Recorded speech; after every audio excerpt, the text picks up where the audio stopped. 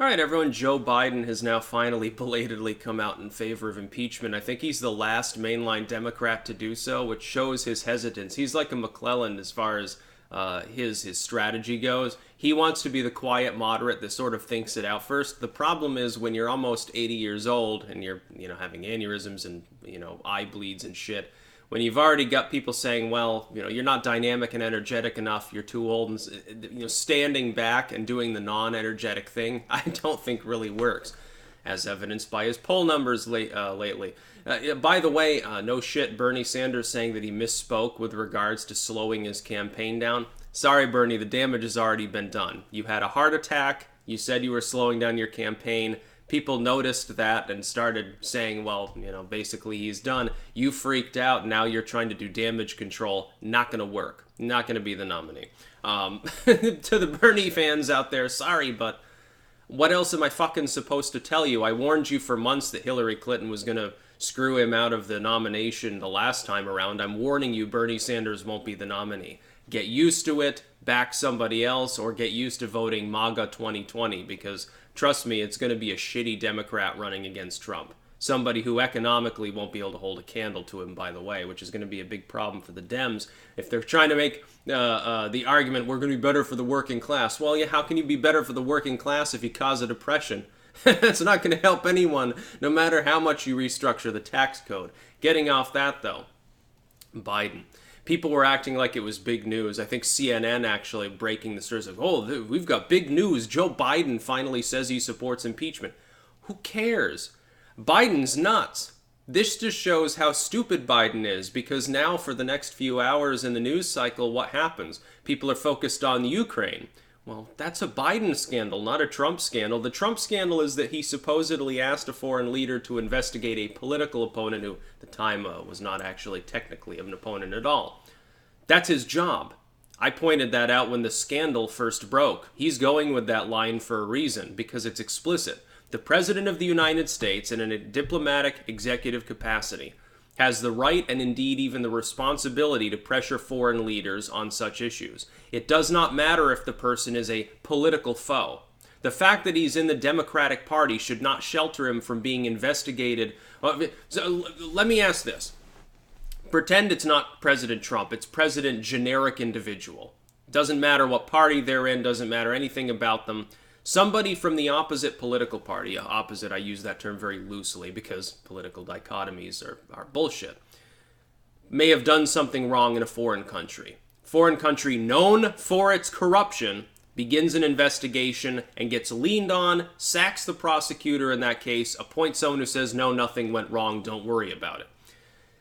If the President of the United States feels that that may have been botched, that there may be a problem there, that because it involved the prior administration potentially fucking around with funds that are supposed to go to that nation, holding it over their head to get a prosecutor sacked, there may have been criminal wrongdoing, the investigation got a little bit too close for comfort, and politics kicked in. It is the President's not just right, but responsibility to force an investigation. If not on the U.S. end, to use diplomatic power, it's a lot cheaper to do it this way, to talk to the leader of that other country, now a different leader in some cases, you could argue, to do the right thing. That's not a political hatchet job. That's saying, well, an investigation was arguably cut short here involving this high-ranking individual because of his political and fiscal connections. Not a single Democrat, to my knowledge, by the way, has come out to explicitly defend Biden at all. Don't you think there's a reason for that? The other Democrats know that Joe Biden's dirty. They know that what happened in Ukraine was wrong. Here's what the Democrats know. They may not know that there was actually an attempt to sack an investigator by Biden.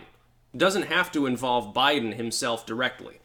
The vice president's son served on the board of a foreign energy company that was in a country that was undergoing active negotiations with the United States at the time. Military and fiscal negotiations. That's inappropriate. Elizabeth Warren has pointed this out. Kamala Harris has pointed this out. Every Democrat asked about this. In other words, those that are top tier enough to actually be asked at all. They've all said basically the same thing. No, I wouldn't feel comfortable. Oh, I have to Alton. Both Kamala and Warren have punted on this. I would have to think about it. I would have to look more into it and get all the facts. But no, ultimately, yeah, in principle, I wouldn't back that idea. It would be a bad idea for the vice president's child to be serving in that capacity while he's in office. Because it's a conflict of interests. If you have an investigation at all, you will necessarily have it tainted by the fact that the number 2 man in your country can easily use a backdoor channel to lean on a foreign leader. Especially somebody like Poroshenko. It's not the same as dealing with Vladimir Putin. It's not the same as dealing with Justin Trudeau, someone who runs an advanced economy, a major military power, or something like that. We're talking about Ukraine. We're talking about an impoverished Eastern European nation that's not even in NATO, that at the time was hemorrhaging money and having all sorts of problems, really needed a lot of investment. They needed it a lot more. They were vulnerable. Biden said, oh, this $1 billion, look at how pretty it is on its pallets here in the back of this truck, but we can take it away. Yeah, by the way, hey, here's my son Hunter. Oh, I heard he was working in your country. Yeah, I heard there's a prosecutor talking about him a lot. Maybe that should change. Let's speed things up a little bit. If that's what happened, we have a right to know. We already know what Trump did. He spoke with the Ukrainian leader and asked an investigation to proceed. Who cares? I don't care. By the way, it's funny.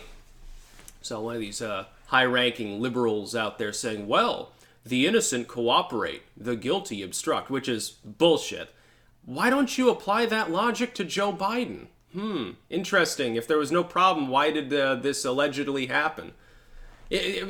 Trump's being very open about what happened. He's just saying that nothing inappropriate happened. He's saying, yeah, I had the call. Yeah, I had the conversation. Who cares? I'm the president of the United States. It's in my job description. It is. What else is a president supposed to do? It seems like the Democrats have a big problem with Trump doing the things a president is actually meant to be doing. We elected him to withdraw forces from Syria. Oh, no, you're not allowed to do that. Get him out of harm's way so they don't end up in a war with Turkey, a fellow NATO partner, for what it's worth. Oh, no, he's not allowed to do that. Trump actually passing comprehensive tax reform. Oh, my God, he's not supposed to do that. Oh, my God. Self-employment write-off, up to 20% tax rate for small businesses and entrepreneurs. Oh, my goodness, you're going to destroy the economy, Mr. President.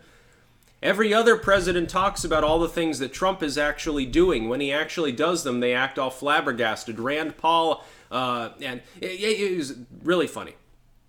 AOC herself, somebody sent me the news clipping, months ago, is like, oh, Mr. President, we need to get out of Syria. Now all of a sudden she's against getting out of Syria. We're not, by the way, even fully withdrawing. We're withdrawing our forces from an area that's going to become literally a war zone, which is what a prudent commander-in-chief would do. We shouldn't be there at all. If we're going to draw down at all, we need to keep our dudes alive long enough to withdraw them now, don't we? Yeah, let's just leave a few hundred U.S. soldiers in the way of tens of thousands of Turkish soldiers that are marching across, bombing things indiscriminately. After ignoring us, by the way, which I expect Trump to have a strong response to very quickly. Yeah, let's leave them in an area largely controlled by Kurds that we've just pissed off. Yeah, let's leave them in an area where a bunch of ISIS soldiers might return to the battlefield now, which is possible. The Kurds will probably do that just to spite us, because they're not actually an ally. They were just fighting alongside of us because the enemy of thy enemy is thy friend. That's basically what happened. We're fighting along communists against, Islamo-fascists, but now the Islamo-fascists are gone. Who's going to get fought against? Guess who's going to be mounting roadside bombs against our tanks at some point? Yeah, politics makes strange bedfellows. You'll excuse me if I support Trump in that. Trump actually gets that job done after Obama rambled for 8 years. Oh my God, everyone freaks out. Trump tries to secure the border. Every other administration talks about it, makes the same proposals as Trump. All of a sudden, he puts them into motion and he's Orange Man bad. The same people who a couple years prior had supported the exact same things all of a sudden think that it's evidence of fascism. Very strange how very fickle some people are. And Biden's crazy. Biden is nuts to even talk about Ukraine. Just Biden, advice here, shut up about the issue. Don't talk about it at all. Let it run itself out of the news cycle.